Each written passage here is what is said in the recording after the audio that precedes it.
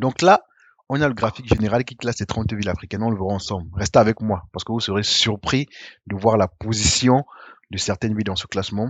Vous serez surpris même d'apercevoir certaines villes insoupçonnées, même inconnues, mais dans lesquelles il fait bon vivre et où on peut investir sereinement.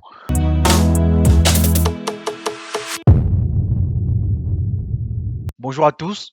Aujourd'hui, c'est le point Éco-Afrique. Donc, dans cette rubrique, nous mettons à votre disposition les points majeurs de l'actualité économique africaine. Donc, aujourd'hui, on parle d'investissement en Afrique. Plus précisément, on verra ensemble quelles sont les villes africaines les plus propices à l'investissement. Donc, Douala, Abidjan, Kigali, Abuja, Casablanca. Quelle est la ville la plus sexy, la plus attirante en termes d'investissement?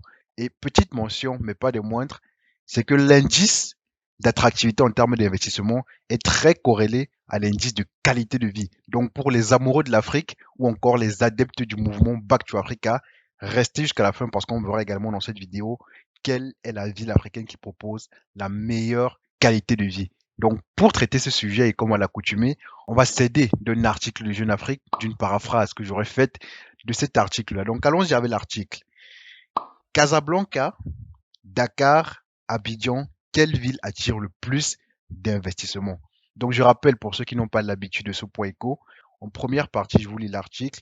En deuxième partie, je vous donne mon point de vue rapide sur cet article-là. Et en troisième partie, ça se passe en commentaire. Je prends votre avis, ce que vous pensez. Donc, allons-y. L'investissement est l'un des éléments centraux de l'attractivité économique d'une ville, sur lequel s'appuie notre palmarès des 30 villes africaines les plus attractives. Je rappelle que Jeune Afrique a publié récemment une série d'articles pour classer les villes africaines et cet article-ci concerne précisément les investissements. Donc pour l'évaluer, ils ont utilisé ce qu'ils appellent IDE, donc investissement direct étranger. Donc c'est le but principal de cet article-là. Continuons. C'est l'un des indicateurs, parlons de l'IDE, qui permet de mesurer l'attractivité d'une ville sur le plan économique, le niveau des investissements directs étrangers. C'est aussi l'un des éléments centraux parmi de nombreux autres qui a permis à Jeune Afrique de définir l'indice grâce auquel nous avons construit notre classement exclusif des 30 villes les plus attractives du continent. Et en isolant ce seul critère des IDE, à l'exclusion de tous les autres, c'est un palmarès sensiblement différent qui apparaît, comme le montrent les infographies ci-dessous. On verra les graphiques ensemble dans la suite de l'article. Le Caire en tête des 30 villes sélectionnées. Le Caire en tête. Avec près de 11,4 milliards de dollars d'IDE cumulés entre 2019 et 2023, le Caire s'impose comme la plus économiquement attractive des 30 métropoles de notre classement, alors qu'elle figure en 8e position du palmarès global. Ça également, on le verra plus tard. Lagos au Nigeria se classe en seconde position avec 7,4 milliards de dollars d'IDE cumulés, alors qu'elle se classe en 11e position sur le classement global. L'Afrique du Sud tire également son épingle du jeu sur le front des IDE, avec Johannesburg et le Cap qui se classent respectivement en 4e et 6e place. Donc là, pour ceux qui n'auraient pas remarqué, toutes les villes qui ont été citées principalement ici, premièrement, sont en Afrique du Nord ou en Afrique anglophone. Continuons. En Afrique francophone, c'est Casablanca au Maroc, 5e, et Abidjan en Côte d'Ivoire, 8e, qui figurent dans le haut de ce palmarès des IDE.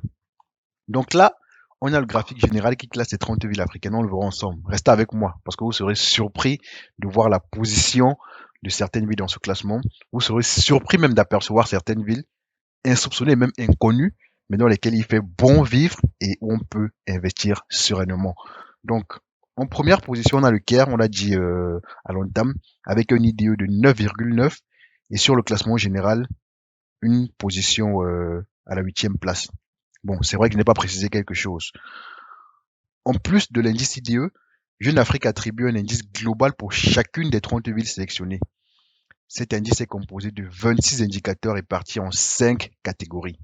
IDE, qualité de vie, infrastructure et logement, entreprise et emploi et services essentiels. Donc, c'est les 5 principales catégories. La catégorie IDE qui intègre à la fois le nombre de projets d'investissement accueillis et le montant total des investissements cumulés représente 30% de l'indice global. Retournons au classement et restez jusqu'à la fin parce qu'on a des choses à voir après ça. Donc, restez jusqu'à la fin. Je vais aller un peu rapidement, donc vous pourrez mettre pause pour regarder par vous. Donc en première position, on a le Caire, et qui occupe la huitième place sur le rang général. Deuxième, Lagos, onzième en général. Troisième, Nairobi, sixième en général. Quatrième, Johannesburg. Cinquième, Casablanca. Sixième, le Cap, toujours en Afrique du Sud. Septième, Accra, au Ghana. Dixième place en général. Huitième, Abidjan, à la Côte d'Ivoire. Neuvième au classement général, pas mal. Neuvième, on y dit Kigali. Deuxième au classement général. Waouh, Kigali, deuxième. Waouh, c'est bien ça. Dakar, dixième au classement des IDE et douzième au classement général. Onzième, Addis Abeba. Douzième, Alexandrie. Treizième, Rabat, au Maroc. Cinquième au classement général. Quatorzième, Abuja, au Nigeria. Vingtième, au classement général. Quinzième, Maputo, je crois en Afrique du Sud aussi. 16e Tunis, 17e Yaoundé, première ville du Cameroun, 24e au classement général. Ok, on fera le commentaire après, donc restez jusqu'à la fin. 18e Luanda, en Afrique du Sud toujours. 19e Kampala, 20e Douala, 21e Lusaka, 22e Gaborone, 23e Harar. Désolé si je prononce mal, je connais pas cette ville.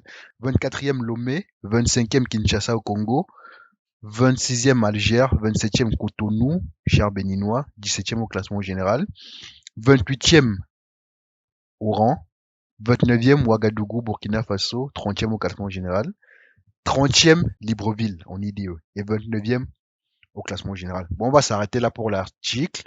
Dites-moi ce que vous inspire ce classement, les amis. Pour ma part, en première phase, en première intention, j'avais envie de féliciter les pays qui figurent parmi cette liste de 30 qui est quand même très sélective. Vu qu'on a 9000 villes en général en Afrique, je me suis renseigné. Donc j'avais envie de les féliciter en première intention. Mais après, lorsqu'on regarde mieux le classement, on se rend compte que du premier au dernier, on a une chute énorme, une chute brutale de l'indice IDE. On passe de 9,9 à 2,5 entre le premier et le dernier. Donc, imaginez quel serait l'indice du centième pays africain. Ça veut tout simplement dire qu'en Afrique, on n'a pas énormément de villes au top. On a certains classements de 30 villes qui donnent les principales villes, mais en Afrique, on n'a pas beaucoup de villes au top, top du top. Il n'y en a que quelques-unes qui se distinguent. Après, ça veut dire qu'il y a également beaucoup à faire. Mais moi, je dis souvent, lorsqu'il y a à faire, ce sont des opportunités d'affaires. Donc, je ne pense pas qu'on doive forcément se ruer tout azimut vers les villes là qui sont parmi ce classement-là, les 30 premières. Pourquoi? Parce que ces villes ont la particularité qu'elles sont propices à accueillir des investissements qui nécessitent un certain niveau de développement. L'immobilier au standing, la location de véhicules, le lancement de start-up technologiques précisément, les entreprises de services et j'en passe. Donc, ces villes-là sont plus propices. Mais dans les villes qui ne font pas partie de ce classement-là, il y a plein d'autres opportunités. Certes, d'une catégorie différente, pas d'un cran dessus, d'une catégorie différente, mais qui peuvent être aussi juteuses, aussi intéressantes si c'est bien géré. Je pense à l'agriculture principalement. On est en Afrique. Je pense au logement de masse. Je pense aux services également, un autre type de service. Je pense comme ça à plein d'autres activités qui peuvent y être déployées afin d'atteindre notre niveau de développement qui permettrait à d'autres projets, d'autres catégories de projets de pouvoir y être déployés et implémentés. Donc je vais m'arrêter là. Je préfère garder la suite pour la troisième partie. Justement, là est mon point de vue. Quel est le vôtre? Qu'en pensez-vous? Je vous donne rendez-vous en troisième partie en commentaire. J'ai hâte de vous lire. N'hésitez pas à vous déchaîner. D'ici là, je vous souhaite une très bonne journée. Portez-vous bien. Salut.